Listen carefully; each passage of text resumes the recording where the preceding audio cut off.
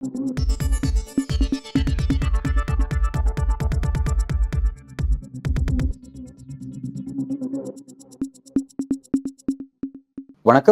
இது news focus Tamil. இன்றைக்கு நம்முடன் அரசியல் பேச திராவிட இயக்க சிந்தனையாளர் திரு வல்லம் பஷீர் அவர்கள் இணைந்திருக்கிறார். சார் வணக்கம். வணக்கம். பிரதமர் நரேந்திர மோடி அமெரிக்க சுற்றுப்பயணத்தில் இருக்கிறாரு. அவர் அமெரிக்க சுற்றுப்பயணம் அப்படிங்கிறது ஆளும் அதிபர் ஜோ பைடனை சந்திப்பது அப்படிங்கிறது அபிஷியலான ஒரு ட்ரிப் அப்படிங்கிறது உறுதியா இருக்கு. ஆனா அன்அபிஷியலா டொனால்டு ட்ரம்ப்பை மீட் பண்ணுவதற்கான செய்திகள் உறுதியா இருக்கு. ஏன்னா அது வந்து டொனால்டு ட்ரம்ப்பை உறுதிப்படுத்திருக்கிறாரு. நான் வந்து பிரதமர் நரேந்திர மோடியை பார்க்க விருப்பப்படுறேன், அவர் வருவார், என்ன பார்ப்பார் அப்படின்றது அவர் சொல்றாரு. பட் அபிஷியல் ட்ரிப் அப்படிங்கிறது அதிபராக இருக்கக்கூடிய பைடனோட தான் இருக்கு. அப்படின்னும் போது அமெரிக்கால இருக்கக்கூடிய மோடியுடைய இந்த ட்ரிப் அப்படிங்கிறது ஒரு உற்று நோக்கக்கூடிய ஒரு விஷயமா மாறி இருக்கு. இதன் பின்னணி என்னன்னு நீங்க பாக்குறீங்க? டிப்ளமேட்டிக்கா எந்த பிரதமர்களும் செய்ய துணியாததை எளிதாக செய்து விடுகிற ஒரு பிரதமராக மோடி எப்போதுமே வெளிப்பட்டிருக்கிறார். இந்த தேர்தல் இல்லை, போன தேர்தலிலேயே ட்ரம்புக்கு ஆதரவாக மோடி அமெரிக்காவில் பேசியதை நாம் பார்த்தோம். மீண்டும் ட்ரம்ப் வெற்றி பெற வேண்டும் என்று நான் வாழ்த்துகிறேன், அவர் வெற்றி பெறுவதுதான் அமெரிக்க மக்களுக்கு நன்மை பயக்கும் என்று ஒரு தேர்தல் பிரச்சாரத்தை முன்னெடுத்தார். அப்போதே அது உலக அளவில் மிகப்பெரிய சர்ச்சைக்குரிய பேச்சாகத்தான் பார்க்கப்பட்டது. காரணம், ஒரு பிரதமர் இன்னொரு நாட்டினுடைய தேர்தல் நேரத்தில் அங்கு சுற்றுப்பயணம் செய்வது என்பது வேறு. ஆனால் அந்த சுற்றுப்பயணத்தில் ஒரு குறிப்பிட்ட கட்சியை ஆதரித்து பேசுவது என்பது எத்தகைய சூழலை உருவாக்கும் என்பதை மோடி அன்றைக்கு உணர்ந்து பேசினாரா, உணராமல் பேசினாரா என்பதெல்லாம் நமக்கு தெரியாது. ஆனால் அவர் பேசியது சர்ச்சையானது. ஆனால் நடந்தது என்ன? மோடி ஆதரவு தெரிவித்த ட்ரம்ப் தோல்வியடைந்து ஜோ பைடன் வெற்றி பெற்றார். நேர் எதிர் நிலைப்பாட்டில் இருந்தவர்கள் வெற்றி பெற்றார்கள். இப்ப இந்த நேர் எதிர் நிலைப்பாட்டில் இருந்தவர்கள் பெற்ற வெற்றி இந்தியாவுக்கு எந்தெந்த வகையிலெல்லாம் பாதிப்பை ஏற்படுத்தி இருக்கிறது என்பதை மோடி உணர்ந்தாரா? என்ன பாதிப்பு ஏற்படுத்தி இருக்கிறது என்ற பட்டியல் போட வேண்டிய அவசியம் இல்லை. ஆனால் நீங்கள் இங்கே வந்து ஒரு உதாரணத்துக்கு ஜோ பைடன் தேர்தல் நேரத்தில் இங்கே வெற்றி பெற வேண்டியது ராகுல் தான், ராகுல் வெற்றி பெற்றால்தான் இந்திய மக்களினுடைய நலன்கள் பாதுகாக்கப்படும் என்று சொல்லி பேசியிருந்து, ஒருவேளை மோடி வெற்றி பெற்றுவாரேனால் அந்த அணுகுமுறை என்பது எத்தகைய அணுகுமுறையாக இருக்கு? இந்த டிப்ளமேட்டிக் ரிலேஷன்ஷிப்னு சொல்றாங்கல்ல, இது பாதிக்கப்பட்டு போயிருக்குமா இல்லையா? அப்படித்தானே அமெரிக்காவுடனான ரிலேஷன்ஷிப்பும் பாதிக்கப்பட்டிருக்கணும். அது குறித்தெல்லாம் கவலைப்பட்டிருக்க வேண்டுமா இல்லையா பிரதமர்? ஆனால் கவலைப்படவில்லை. இப்போதும் இந்த பயணத்தை திட்டமிட்டு தேர்தல் நேரத்தில் அவர் மேற்கொள்வது ட்ரம்புக்கு ஆதரவான ஒரு பிரச்சாரத்தை முன்னெடுப்பதற்கு, ட்ரம்புக்கு ஆதரவு தெரிவிப்பதற்கு தான். ட்ரம்பும் ஒரு வலதுசாரி, மோடியும் ஒரு வலதுசாரி. அந்த அடிப்படையில் ரைட் விங்ஸ் இணைகிறது என்றுதான் நான் இதை புரிந்து கொள்கிறேன். அப்படித்தான் பார்க்க வேண்டியிருக்கிறது. இல்லை என்று சொன்னால் இந்த நேரத்தில் எதற்காக இந்த அமெரிக்க பயணம்? அவர் உலக நாடுகள் முழுமைக்கும் இந்த 10 ஆண்டுகளில் பயணித்து வந்திருக்கிறார். ஆனால் குறிப்பிட்ட தேர்தல் நேரத்தில் மட்டும் அமெரிக்காவுக்கு பயணம் மேற்கொள்வதும், அமெரிக்காவினுடைய தேர்தல் அரசியலில் மூக்கை நுழைப்பதும், அங்கே இருக்கக்கூடிய தேர்தல் நிலைப்பாடுகளை ஆதரிப்பதும் எதிர்ப்பதும் என்பது மோடிக்கு தேவையற்ற வேலை என்றுதான் கருத வேண்டியிருக்கிறது. கடந்த காலத்தில் அப்படித்தான் அமைந்தது அந்த பேச்சுக்கள். மீண்டும் மீண்டும் அதே தவறை அவர் செய்கிறார் என்று சொன்னால், திட்டமிட்டு இந்த பயணத்தை தேர்தல் பிரச்சாரத்துக்காகத்தான் மேற்கொள்கிறார். இந்திய வரலாற்றில், இன்னும் குறிப்பாக உலக வரலாற்றில் 102 அணிசேரா நாடுகளுக்கு தலைமை தாங்கிய பிரதமர் இந்தியாவினுடைய பிரதமர் என்கிற பெருமை இந்தியாவுக்கு எப்போதுமே உண்டு. 102 அணிசேரா நாடுகளை நிர்வகிப்பது என்பது ஒரு சாதாரண காரியம் அல்ல.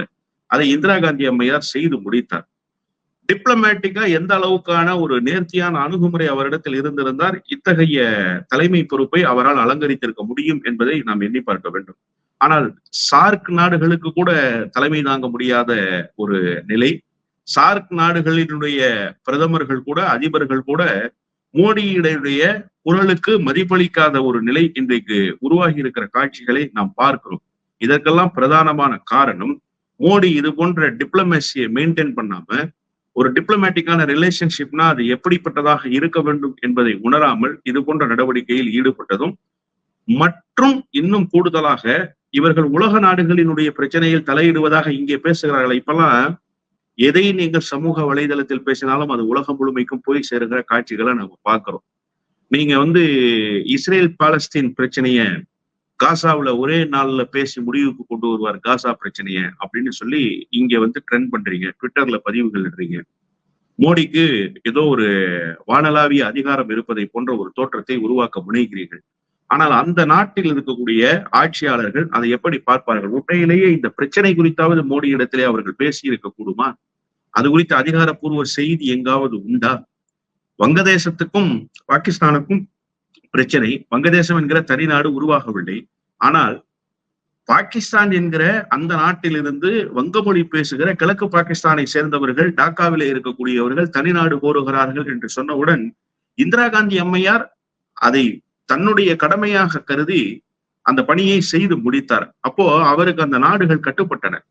அந்த இடத்தில் அவர் இருந்தார்.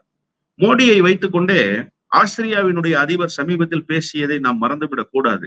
ஆஸ்திரியா என்கிற நாடு சுதந்திர காற்றை சுவாசிப்பதற்கு நேரு எத்தகைய பங்கை வகித்தார், ஆஸ்திரியாவினுடைய வரலாற்றில் நேருவை மறந்துவிடவே முடியாது என்று மோடியை வைத்துக் கொண்டே பேசினார்.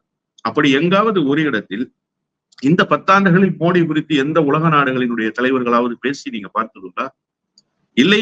எந்த தலைவராவது மோடியை இது போன்ற ஒரு சமரச நடவடிக்கைகளுக்கு அழைத்ததாக செய்தி உண்டா? இப்படியெல்லாம் எந்த ஆதாரப்பூர்வமான தகவல்களும் உண்டா? செய்திகள் வந்திருக்கு. ரஷ்யா உக்ரைன் போர்ல ரஷ்ய அதிபர் புதின் அவர்கள் அழைப்பு விடுத்தாரு பாத்தீங்க. அதாவது மோடியோட உதவியை நாங்க நாடுறோம், ஜனநாயக நாட்டினுடைய ஒரு பெரிய ஜனநாயக நாட்டினுடைய பிரதமராக இருக்காரு, இந்த போருடைய அமைதிக்கு அவரால் அந்த அமைதி கொண்டு வர முடியும் நாங்க நம்புறோம், அதுக்கான அவர் உதவணும்னு சொல்லிட்டு அவர் வெளிப்படையா அழைப்பு விடுத்தாரு. ரஷ்யாவினுடைய உக்ரைன் போருக்கு அழைப்பு விடுத்தார் புட்டின். இவர் போய் அந்த போரை சமரசம் செய்து ஒரே நாளில் நிறுத்தி விட்டதாக சொன்னார்களே, நிறுத்தினாரா அவர் அந்த போரை? அதற்கான அறிவிப்பு எங்காவது வந்ததா? அதன் பிறகுதான் ரஷ்ய உக்ரைனுடைய போர் என்பது அடுத்த கட்டத்தை நோக்கி நகர்ந்தது. அந்த தாக்குதல்கள் இன்னும் கூடுதலாக வலுப்பெற செய்தன. அப்போ நீங்க யாரை அழைத்திருக்கிறீர்கள் என்பது அல்ல செய்தி, அழைத்தவர் என்ன பணியை செய்து முடித்தார் என்பதுதான் மிக முக்கியமான செய்தி. அத்தகைய ஆளுமையை பெற்றிருக்கிற தலைவராக மோடி இருக்கிறாரா என்பதுதான் இங்கே பேசப்பட வேண்டியது. அந்த அடிப்படையில் மோடி அப்படி எந்த சமரச நடவடிக்கைகளையும் கடந்த காலத்தில் மேற்கொண்டதாக வரலாறும் இல்லை, அதை சாதித்து காட்டியதாக வரலாறும் இல்லை. நான் நேருவும் இந்திராவும் குறித்த 2 செய்திகளை சொன்னேன்.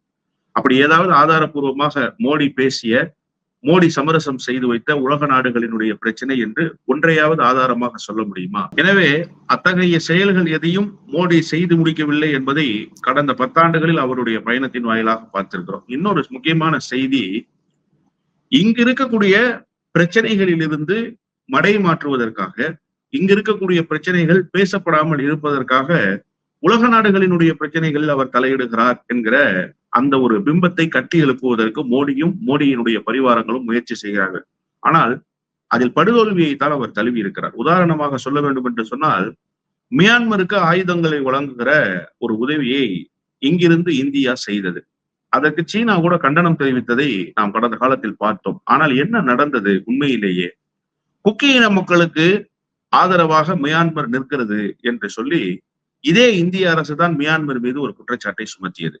அப்போ நீங்க எந்த ஆயுதங்களை ஒரு நாட்டுக்கு கொடுத்தீர்களோ அந்த நாடு உங்களுக்கு எதிராக திரும்புகிற ஒரு காட்சியை பார்க்க முடிகிறது. ஒரு பக்கம் மியான்மருக்கு உதவிய காரணத்தால் சீனாவினுடைய எதிர்ப்பை தேடிக்கொண்டார்கள். ஒரு புறத்திலே எல்லைகளை கொஞ்சம் கொஞ்சமாக கடத்தி கொண்டே சீனா இங்கே சீன கொடி நாட்டிய காட்சிகள். இன்னொரு புறத்திலே நீங்கள் எடுத்த ஒரு முயற்சி படுதோல்வியை தழுவியதை உங்களுடைய ஆட்சி காலத்திலேயே நீங்கள் பார்க்க நேர்ந்தது. கச்சத்தீவு தாரை வார்க்கப்பட்டது.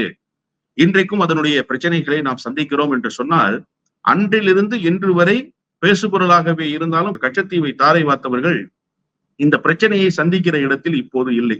தாரை வார்த்தது யார்? அவர்கள் இன்றைக்கு அதிகாரத்தில் இருக்கிறார்களா என்று கேட்டால், அவர்களுடைய கட்சிகள் வேண்டுமானால் அதிகாரத்தில் இருக்கலாம், அவர்களுடைய கட்சிகள் வேண்டுமானால் நிலை பெற்றிருக்கலாம். அந்த பிரதமர்கள் இன்றைக்கு இல்லை.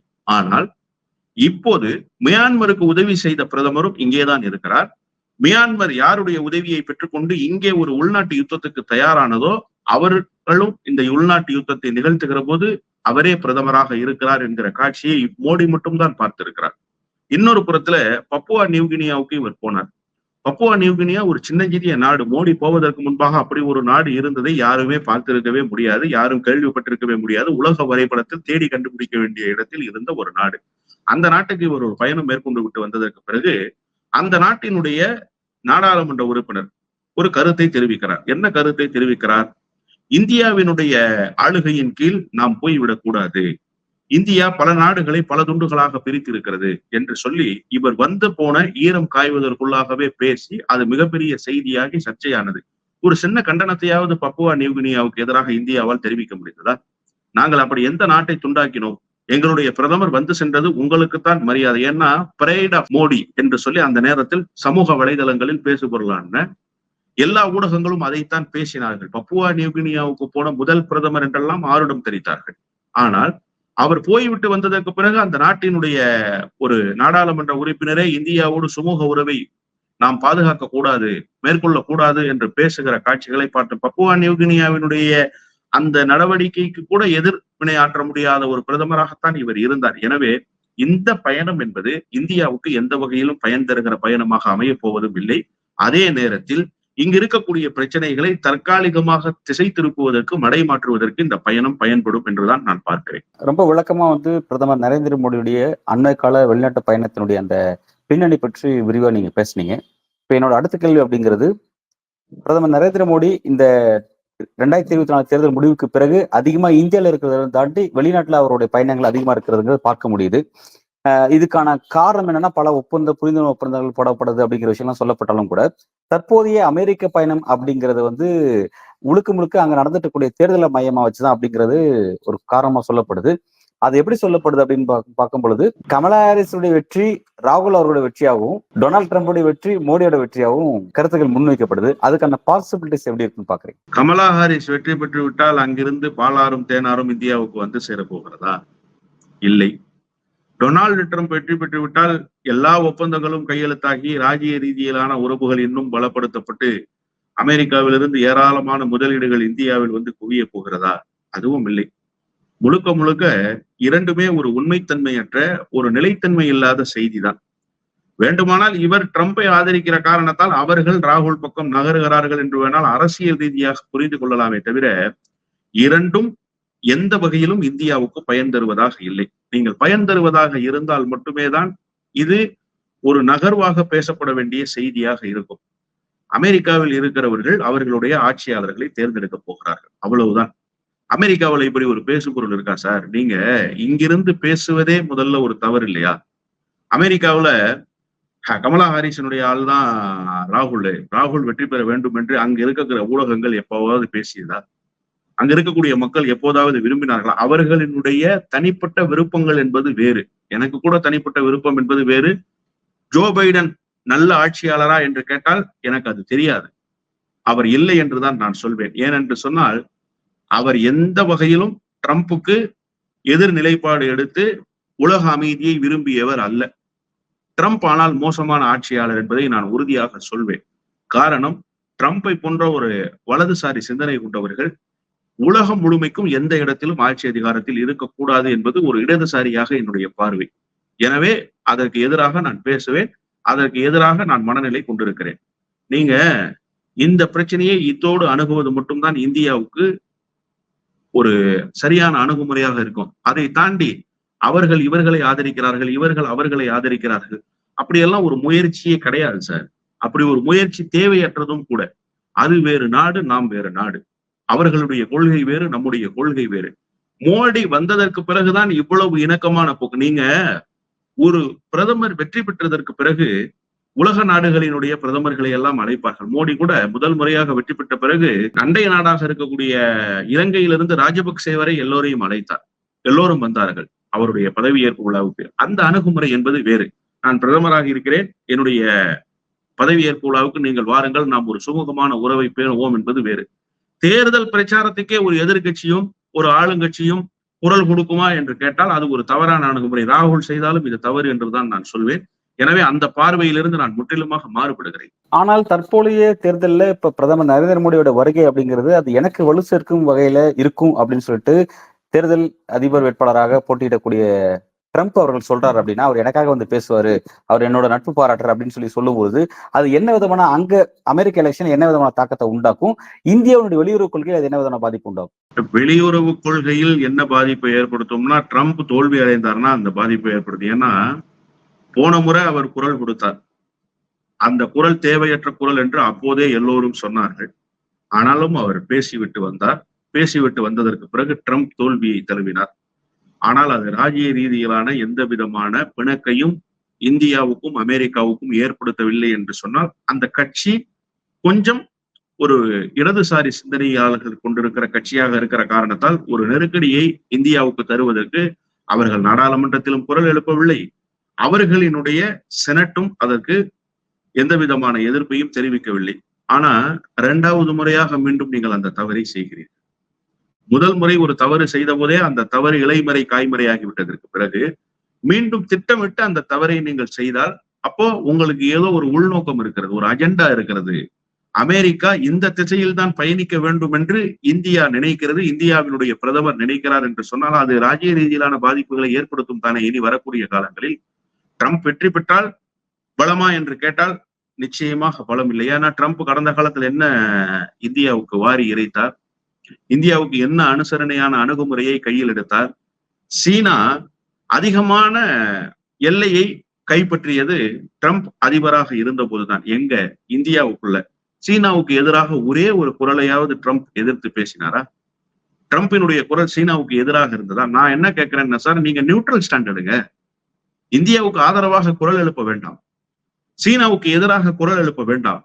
சீனா செய்திருப்பது தவறு என்று சொல்கிற இடத்திலாவது ட்ரம்ப் இருந்தாரா? இல்லை. அப்போ ஆதரவு குரல் என்பதே இல்லை என்று வைத்துக் கொண்டாலுமே கூட நியூட்ரல் ஸ்டாண்ட் கூட இல்லை, நடுநிலைத்தன்மை கூட பாதுகாக்கப்படவில்லை, கனத்த மௌனம் தான் இருந்தது. இது அமெரிக்காவினுடைய நிலைப்பாடா? ஒவ்வொரு விஷயத்திலும் நீங்க மூக்க நுழைக்கிற ஆளாச்சு அமெரிக்கா. ஏன் நீங்க இந்த விஷயத்துல ஒரு அணுகுமுறையை கையில் எடுக்காமல் இருந்தீர்கள்? சீனாவும் வேண்டும், இந்தியாவும் வேண்டும் என்கிற நிலைப்பாட்டில் ட்ரம்ப் அன்றைக்கு இருந்தார் என்றுதான் நான் அந்த விஷயத்திலிருந்து புரிந்து கொண்டேன். இப்போ நீங்க மீண்டும் இதே தவறை செய்கிற போது, ஒருவேளை கமலா ஹாரிஸ் வந்து நாளை செனட்டில் ஒரு பெரிய அழுத்தம் நேருகிறது என்று சொன்னால், இந்தியா அதற்கான எதிர்வினைகளை சந்தித்தே தீர வேண்டும் தானே. இதை எப்படி இந்தியா எதிர்கொள்ள போகிறது? உலக நாடுகளை எல்லாம் சுருட்டி தன்னுடைய சட்டை பைக்குள் வைத்துக் கொள்ள வேண்டும் என்று நினைக்கிற அமெரிக்கா நாளை இந்தியாவுக்கு எதிராகவும் அப்படியே சிந்திக்கும் என்று சொன்னால், இந்தியா மிகப்பெரிய ஜனநாயக நாடு, நாம் அச்சப்பட தேவையில்லை.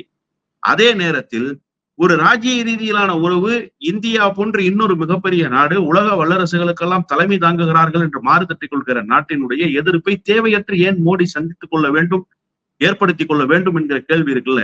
நீங்க அந்த எதிர்ப்பை பதிவு செய்து கொள்வதற்கு, நீங்கள் உங்களுடைய அரசியல் அஜெண்டாவுக்காக ஒரு நாட்டையே அடகு வைப்பதா என்கிற கேள்வி இருக்குல்ல, அதற்கு மோடி பதில் சொல்வாரா? இன்னொன்று, எத்தனை பொறியாளர்கள் அமெரிக்காவுக்கு போகிறார்கள்? நாளை இதற்கெல்லாம் பிரச்சனை வராது என்பதற்கு என்ன உத்தரவாதம் இருக்கிறது? எத்தனை இந்தியர்கள் இன்னமும் அங்கே இருக்கிறார்கள், அதற்கெல்லாம் பிரச்சனை வராது என்பதற்கு என்ன உத்தரவாதம் இருக்கிறது? நாளையே வேறு ஒரு கொள்கை நிலைப்பாட்டை அமெரிக்கா எடுக்கும் என்று சொன்னால் அதற்கு காரணகர்த்தாவாக இருந்தவர் மோடி என்கிற பெருமை மோடிக்கு வந்து சேரும். மோடி அது குறித்தெல்லாம் கவலைப்பட மாட்டார், அவருக்கு அதெல்லாம் கவலையே கிடையாது, அதை பற்றிய சிந்தனையும் கிடையாது. அப்படி இருந்திருந்தால் முதல் நிலைப்பாட்டிலேயே அவர் இப்படிப்பட்ட தவறான முடிவை எடுத்திருக்க மாட்டார் என்றுதான் நான் பார்க்கிறேன். ரொம்ப விளக்கமா நீங்க இந்த கேள்விக்கான உங்களோட பார்வையை முன் வச்சுங்க. இதுல இருந்து என்னோட கேள்வி என்ன அப்படின்னா, ட்ரம்பால கடந்த காலத்துல அவரை அமெரிக்காவோட அதிபராக இருக்கும் பொழுது இந்தியாவுக்கு எந்த விதமான நன்மைகளும் கிடைக்கலன்றதை நீங்க பதிவு செஞ்சீங்க. அதே போல பாத்தீங்கன்னா, இங்க இருக்கக்கூடிய பல இந்தியர்கள் தொழில் காரணமா, வேலை வாய்ப்பு காரணமா அமெரிக்கா போவது உண்டு. ஆனா அதுக்கு எதிராக தான் வந்து பிரச்சாரமா செஞ்சாரு. வெளிநாட்டு மக்களால இங்க இருக்கக்கூடிய அமெரிக்கர்களுடைய வேலை வாய்ப்பு பாதிக்கப்படக்கூடாது அப்படின்ற இடத்துல அவர் சட்டமே போட்டாரு. அதுக்கான தீர்மானம் கொண்டு வந்தாங்கிறத பார்த்தோம். அப்படி இருக்கும்போது திரும்ப திரும்ப ட்ரம்ப்போட வெற்றிக்காக மோடியோட ஆர்வம் காட்டுறது, அவருக்கு என்ன விதமான பொலிட்டிக்கல் கெயின் கிடைக்குதுன்ற ஒரு கேள்வி இருக்கு. அதுக்கான பதில். மோடிக்கு பொலிட்டிக்கலா எந்த கெயினும் கிடையாது சார். நான் தான் சொல்லிட்டேன்ல, ஒரே புள்ளியில் தான் இருவரும் இணைகிறார்கள். நீயும் ஒரு வலதுசாரி, நானும் ஒரு வலதுசாரி.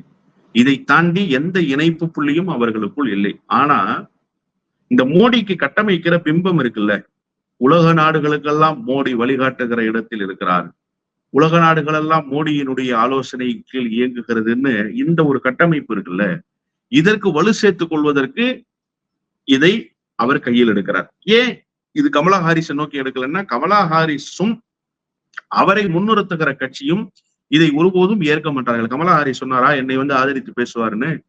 அந்த கட்சியிலிருந்து ஒரு குரல் எழுந்ததா? இல்ல. மாறாக எதிர்தரப்பில் போட்டியிடுகிற ட்ரம்ப் தான் இதை சொல்றாரு. ஏன் ட்ரம்ப் இதை சொல்றாருன்னா, ட்ரம்ப்புக்கும் தெரியும் மோடி ஒரு வலதுசாரி என்று. எனவே தனக்கு கடந்த காலத்தில் கொடுத்திருக்கிற ஆதரவின் அடிப்படையில் இந்த முறையும் ஆதரவு கொடுப்பார் என்கிற அந்த துணியில் தான் அவர் பேசியிருக்காரு. இன்னொன்று நீங்க புரிஞ்சுக்கணும் நல்லா, 2 பேருக்கும் இடையில் ஒரு பேச்சுவார்த்தை நடைபெறாமல் இதை ட்ரம்ப் பேசி இருப்பதற்கு வாய்ப்பே கிடையாது. அப்போ கிரீன் சிக்னலை மோடி இங்கிருந்து கொடுத்திருக்கிறார். அதன் அடிப்படையில் தான் அவர் பேசுகிறார். இருவரும் இணைகிற ஒரே புள்ளி, மோடிக்கு இப்ப தன்னுடைய இமேஜ ஒரு டாலஸ்ட் இமேஜா கட்டியமைக்க வேண்டிய கட்டாயம் இருக்கு. ஏன்னு சொன்னா 3.0 இங்க பல்லிழிச்சிருச்சுங்கிற காட்சியை நாம பார்த்தோம். இப்ப கூட நேற்று 2 தினங்களாக பேசுகிற பிரச்சனை ஒரே நாடு ஒரே தேர்தல் பிரச்சனையை நாம பேசுறோம். இதுவும் செல்லுபடி ஆகாதுன்னு மோடிக்கு நிச்சயமாக தெரியும். அறுதி பெரும்பான்மை அவர்களுக்கு கிடைக்காதுன்னு தெரியும். ஆனாலும் நான் என்னுடைய நிலைப்பாட்டிலிருந்து வலுவாமல் இருக்கிறேன் என்பதை காட்டுவதற்காகத்தான் இந்த முயற்சியை அவர் மேற்கொண்டிருக்கிறார். ஃபர்ஸ்ட் பில்லே ஃபெயில் சார். ஜேபிசிக்கு போயிடுச்சு சார். வக்பு சீர்திருத்த மசோதா. அதிலேயே அவர் புரிந்து கொண்டிருப்பார். அப்ப ஒரே நாடு ஒரே தேர்தல் விஷயத்துல எல்லா கட்சியும் ஆதரிப்பார்கள் என்று எப்படி அவர் எதிர்பார்க்க முடியும்? அவருக்கு தெரியும். இப்போ இதை மடை மாற்றி நான் என் நிலைப்பாட்டில் உறுதியாகத்தான் இருக்கிறேன், எனக்கு எந்த விதத்திலும் எந்த இடர்பாடும் இல்லைன்னு காட்டுவதற்காக ஒரு முயற்சியை மேற்கொள்றாருல. அதே மாதிரிதான் நான் 3.0 மைனாரிட்டியாகவே இருந்திருந்தாலும் உலக நாடுகள்ல என்னுடைய இமேஜ் இன்னமும் அப்படியே இருக்கிறது, அதுல எந்த ஆபத்தும் இல்லை என்று காட்டுவதற்காக இந்த நிலைப்பாட்டை அவர் எடுத்திருக்கிறார். அந்த புள்ளியில் தான் அவர் இணைகிறார் என்றுதான் புரிந்து கொள்ள வேண்டியிருக்கிறது. என்னோட இறுதி கேள்வி அப்படிங்கிறது 2024 தேர்தலுக்கு பிறகு, அதாவது மோடி பெரும்பான்மை இழந்திருக்கிறாரு, கூட்டணி கட்சியினுடைய தயவுல அவர் 3வது முறை ஆட்சி அமைக்கிறாங்கிறது கவனிக்கிறோம். இப்ப இங்க உள்நாட்டுல அவருக்கு பெரும்பான்மை குறையுது, அவரோட இமேஜ் குறையுது அப்படின்ற சில சிக்கல்லாம் இருக்கும் பொழுது, வெளிநாட்டுல அங்க இருக்கக்கூடிய அரசியல் செய்யறது மூலமா தன்னோட இமேஜ் பில்ட் பண்ண நினைக்கிறது மூலமா அது உள்நாட்டு அரசியலுக்கு அவருக்கு எப்படி பயன்படும்? ஏன் சார் ஒரு நாள் மேடையில பேசுவதற்கு பயன்பட்டா பத்தாதா? என்ன நீங்க மோடிக்கு எதிர்ப்புன்னு ஏதோ மோடி பயந்துட்டதா சொல்றீங்க நாடாளுமன்றத்துல? உலக நாடுகளே மோடியை தான் ஆலோசனை கேட்கிறாங்க. அப்ப உலக நாடுகளுக்கு தெரியாதா? அமெரிக்காவுக்கு தெரியாதா? அமெரிக்காவை பார்த்து, அமெரிக்க வல்லரசை பார்த்து உலக ஆதிக்க நாடுகள் எல்லாம் அஞ்சுகிறது. ஆனால் அமெரிக்காவே மோடி இடத்தில் தான் ஆலோசனை கேட்கிறது. இப்படி எல்லாம் கடந்த காலத்தில் குரல் ஒலித்தது தானே. இந்த குரலை எல்லாம் நாம் கேட்டுத்தானே நாம் செவிகளை திறந்து வைத்துக் கொண்டே இருந்தோம். அப்ப அதை அதையெல்லாம் வச்சுக்கிட்டு நாடாளுமன்றத்துல தான் விருப்பப்பட்ட மசோதாவை அவர் நிறைவேற்ற முடியுமா? அது இங்க இருக்கக்கூடிய எதிர்கட்சிகளோட ஒத்துழைப்பு இருந்தா தானே முடியும். அந்த இமேஜ் வச்சுட்டு நாடாளுமன்றத்துல தன்னோட இமேஜ் அவரை பில்ட் பண்ண முடியாது இல்ல சார். நீங்க உலக நாடுகளுக்கு மத்தியில இவருடைய இமேஜ் என்னவா இருக்குன்னு அங்க போய் இருக்கிறவங்கள்ட்ட கேட்டாதான் தெரியும். ஒண்ணும் இல்ல, ஃபர்ஸ்ட் ஃபேஸ் எலெக்ஷன் முடிஞ்சிச்சு. செகண்ட் ஃபேஸுக்கான பிரச்சாரத்திலே என்ன பேசினாரு? இதுவரை எந்த பிரதமரும் பேசாதத தாலி அறுக்க போறாங்கிறதெல்லாம் பேசி உலக நாடுகளே உற்று நோக்கி ஒரு பெரிய அதிர்வலையை உண்டாக்கிய பேச்சு அந்த பேச்சு. எல்லா நாடுகளும் மீடியாக்கள் மூலமாக அந்த செய்திகளை கொண்டு போய் சேர்த்தன. எல்லா நாடுகளிலும் அது ஒலித்தது. ஒரு பிரதமர் இவ்வளவு மோசமாக பேசுவாரா என்கிற அந்த செய்தி. இன்னொன்று, மணிப்பூர் விவகாரத்துல ஒரு பிரதமரை வாய் திறக்க வைப்பதற்கே நம்பிக்கையில்லா தீர்மானம். நம்பிக்கையில்லா தீர்மானம் வெற்றி பெறாது என்பது தெரியும். ஏன்னா 300+60 அவர்களுக்கு ஆதரவாக இருந்தது. அதுல 40 விழுக்காடு கூட மெஜாரிட்டி கிடையாது எதிர்கட்சிகளுக்கு. 150க்கும் குறைவாகத்தான் அவர்கள் இருந்தார்கள். அது நிச்சயமாக வெல்லாதுன்னு தெரியும். ஆனா ஒரு பிரதமரை பேச வைப்பதற்கே நாடாளுமன்றத்தில் நீங்கள் நம்பிக்கையில்லா தீர்மானத்தை கொண்டு வர வேண்டியிருந்தது. அதுல எத்தனை நேரம் பேசினாரு? எவ்வளவு நேரம் பேசினாரு? வெறும் 2 நிமிடங்கள் பேசினார். அமித்ஷா தான் இவரை விட கூடுதலாக பேசினார். மோடி என்ன பேசினாரு? இந்தியா பெண்களை பாதுகாக்கும், பெண்களை என் இதயத்தில் வைத்திருக்கிறேன். எப்போ பெண்களை நிர்வாணப்படுத்தி வீதிகளில் ஓடிய காட்சிகள் எல்லாம் வந்ததில்ல, அதன் பிறகு அவர் சொன்னார். 100 நாட்கள் மோடி வாய் திறக்கவே இல்லை சார். பீஸ் என்கிற வார்த்தை அவர் வாயிலிருந்து வரவே இல்லை. சமாதான முயற்சி என்கிற எந்த விதமான நடவடிக்கையும் இல்லை. இதையே உலக நாடுகள் பார்த்தது. அப்ப உலக நாடுகள் இடத்துல அம்பலப்பட்டு தானே போனாங்க. ஆனாலும் அந்த குரல் ஒலித்துக் கொண்டே இருந்தது. இது எதற்காக என்று சொன்னால், ஏதாவது ஒரு வகையில் இவருடைய பிம்பத்தை பாதுகாப்பதற்கு ஒரு கேடயம் தேவைப்படுகிறது. அந்த கேடயமாக இதை வைத்திருக்கிறார். இது எந்த வகையிலும் பயன் தராது. அது மோடிக்கும் தெரியும், உங்களுக்கும் எனக்கும் தெரிஞ்சது அவருக்கு தெரியாதா? நிச்சயமாக அவருக்கு தெரியும். ஆனாலும் இது போன்ற கேடயங்கள் அவ்வப்போது மாறு தட்டுவதற்கு பயன்படுது. இதை நம்புறான்ல ஒரு 10 சங்கி, அதை வச்சு 4 பேத்துக்கிட்ட பேசுறான்ல. அதெல்லாம் இல்லையா, மோடி என்ன பேசினாரு தெரியுமா? ஏன்னா நாடாளுமன்றத்துல போய் இவங்க எல்லாம் பார்க்க போறது இல்ல. இவங்களுக்கு நாடாளுமன்றத்தினுடைய அப்சர்வேஷனும் என்னன்றதே தெரியாது பலருக்கு. ஆனாலும் இந்த உலக நாடுகள் விஷயத்தை ஏதோ ஒரு வகையில கொண்டு போய் சேர்ப்பதற்கு ஒரு யுக்தியாக இதை பயன்படுத்துவார்கள். அதற்குத்தான் இது முழுமையாக பயன்படுகிறதை தவிர வேறு எந்த வகையிலும் மோடிக்கு கூடுதல் அட்வான்டேஜா இந்த விஷயங்கள் அமைய பெறுவதே இல்லை. கடந்த காலத்திலும் அது அமையவில்லை. நல்லது சார், ஒரு விரிவான பார்வையை இந்த விஷயத்துல நீங்க முன் வச்சிருக்கீங்க. மோடி முன்னெடுக்கக்கூடிய இந்த முயற்சி அவருக்கு எந்த விதமான பலனும் கிடைக்காதுன்னு சொல்லியிருக்கீங்க. அதையும் தாண்டி தான் அவர் முயற்சி செய்யறாரு. இந்த விஷயங்கள்லாம் அவருக்கு என்ன விதமான வாய்ப்புகளை வருங்காலத்துல வழங்க போகுது அப்படிங்கிறத பொறுத்திருந்து பார்ப்போம். பல்வேறு கேள்விக்கு உங்களோட ஆழமான பதிலுக்கு மிக்க நன்றி. நன்றி.